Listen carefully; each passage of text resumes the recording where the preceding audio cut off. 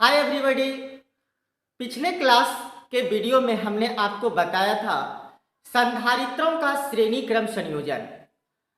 उसमें हम आपको बतलाए थे जब दो या दो से अधिक संधारित्र को हम श्रेणी क्रम में जोड़ते हैं तो समतुल्य धारिता के लिए क्या फॉर्मूला आता है। तो हमने फॉर्मूला आपको ड्राइव करके दिया था 1/c equal to 1/c1 plus 1/c2 plus 1/c3। आज का टॉपिक है संधारित्रों का समांतर क्रम संयोजन। तो आज हम लोग स्टार्ट करते हैं संधारित्रों का समांतर क्रम संयोजन। तो चले बोर्ड पर देखते हैं संधारित्रों का समांतर क्रम संयोजन। ओके, संधारित्रों का समांतर क्रम संयोजन। संधारित्रों का समांतर क्रम संयोजन, parallel grouping of condenser. Parallel grouping of condenser, संधारित्रों का समांतर क्रम संयोजन। तो इसका डिफिनेशन को नोट करें। जब दो या दो से अधिक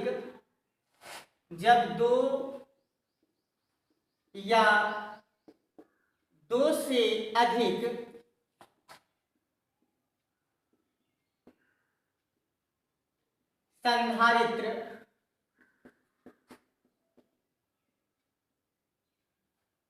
इस प्रकार जुड़ा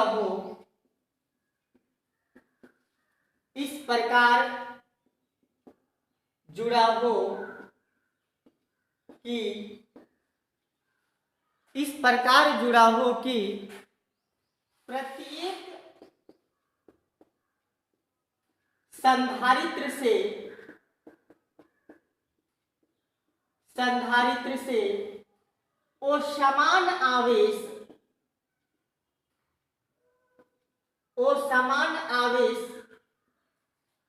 प्रवाहित होता हो,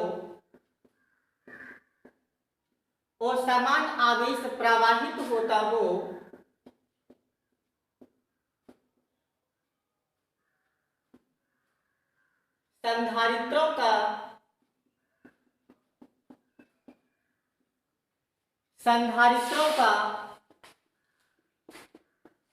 ऐसा संयोजन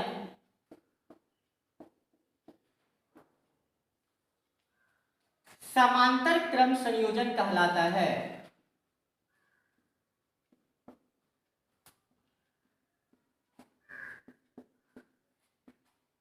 समांतर क्रम संयोजन कहलाता है।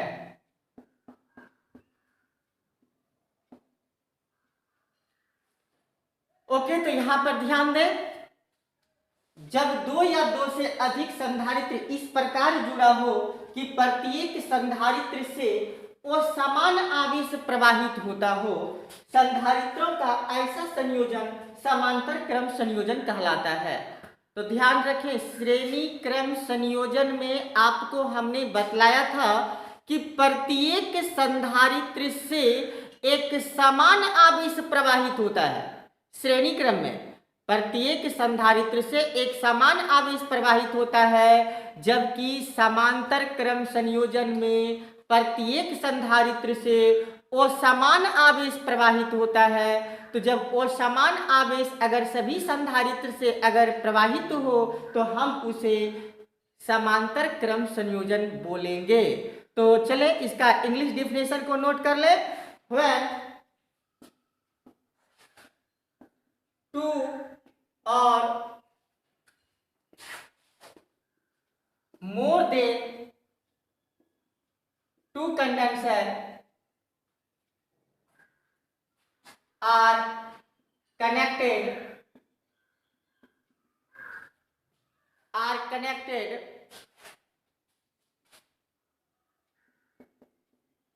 with each other with each other such that if different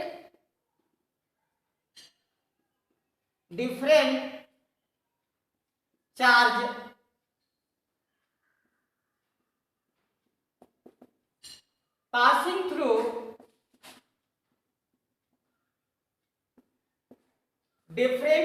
passing through each condenser, then it is called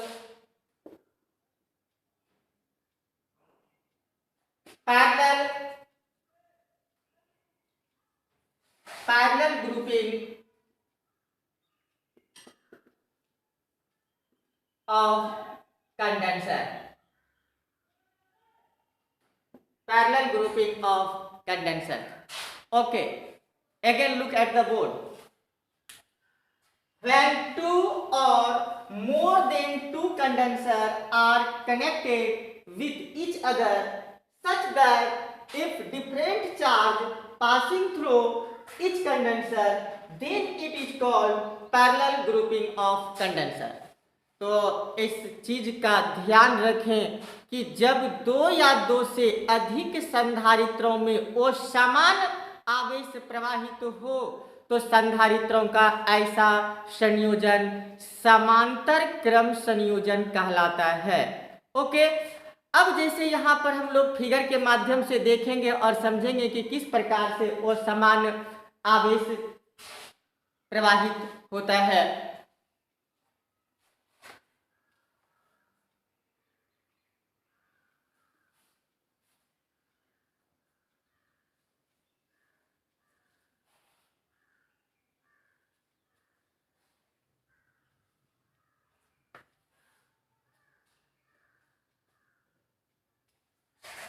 पहले तो यहाँ ध्यान देखें, ये अलग अलग संधारित्र का हम यहाँ पर दर्शा रहे हैं। एक पहला संधारित्र हो गया C1, इसका धारिता है। दूसरा संधारित्र C2 धारिता वाला हो गया और तीसरा संधारित्र जो है यहाँ पर C3 धारिता वाला हो गया। C1, C2 और C3, और इस पर जो चार्ज जो दिया जा रहा है यहाँ पर Q, जबकि इस पर जो चार्ज जो जाएगा ये Q1 हो जाएगा। इस पे चार्ज Q2, सेकेंड पर चार्ज Q2 और थर्ड पर जो चार्ज हो जाएगा ये आपका Q3 हो जाएगा। अब इस जगह पर सभी संधारित्र को हम समांतर क्रम में जोड़ देते हैं। समांतर क्रम में जोड़ने का मतलब ये हुआ कि सभी संधारित्र का पहला प्लेट एक बिंदु पर तथा सभी संधारित्र का दूसरा प्लेट एक अन्य बिंदु पर जुड़ा हो तो हम इसे समांतर क्रम संयोजन बोलेंगे। और इसमें हम एक सेल लगा देते हैं जो हमारा विभवांतर उत्पन्न करता है। तो यहाँ पर जो ये एक खास बात आप ध्यान रखें कि सभी पर चार्ज असमान होगा, लेकिन सभी संधारित्र पर जो है, क्योंकि दोनों सभी संधारित्र जो जुड़ा हुआ है इसी दो बिंदुओं के बीच में जुड़ा हुआ है, इसीलिए सभी संधारित्रों पर काम जो होगा, वर्क जो होगा वह एक समान होगा। सभी संधारित्रों पर वर्क एक समान होगा, इसीलिए सभी संधारित्रों का विभव भी जो है ये आपका ही होगा। इसलिए सभी संधारित्रों पर विभव एक समान होगा, लेकिन सभी संधारित्रों पर आवेश अलग अलग होगा, लेकिन सभी संधारित्रों पर काम एक समान होने की वजह से सभी संधारित्रों पर विभव एक समान होगा। ओके, अब देखें, यदि इक्विवेलेंट कैपेसिटी अगर हमारा C होता है, if equivalent capacity equal to C, अगर सभी संधारित्रों की अगर समतुल्य धारिता अगर C हो तो हम लोग लिख सकते हैं C के लिए फॉर्मूला Q/V। कहने का मतलब ये हुआ कि ये अलग अलग संधारित्रों की बात ना करें, और अगर मेरा एक ऐसा बड़ा संधारित्र है जिसकी धारिता C हो और विभव V हो और इस पर जो है हम विभवांतर भी आरोपित करें तो C के लिए जो फॉर्मूला हो जाएगा वह C के लिए फॉर्मूला हो जाएगा Q/V, क्योंकि इस पर आवेश जो दिया जा रहा है Q आवेश दिया जा रहा है। तो पहले तो हम लोग अलग अलग भी देखेंगे, लेकिन अगर मान लेते हैं कि अगर इक्विवेलेंट इसी सभी संधारित्र का अगर इक्विवेलेंट अर्थात समतुल्य धारिता अगर C होता है तो C के लिए फॉर्मूला हो जाएगा C = Q/V। अब हम अलग अलग कंडेंसर पर बात कर लेते हैं। अलग अलग कंडेंसर पर अगर बात करें तो फर्स्ट कंडेंसर पर बात करें तो क्या हो जाएगा, यहां पर देखें C के लिए क्या फॉर्मूला, अगर फर्स्ट कंडेंसर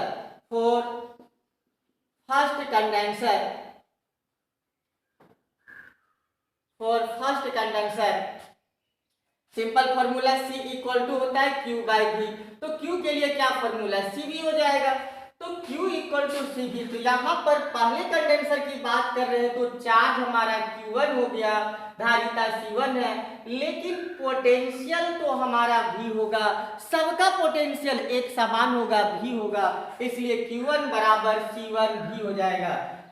सेकेंड कंडेंसर की अगर मैं बात कर लूं तो क्या हो जाएगा, Q2 = C2V। Third condenser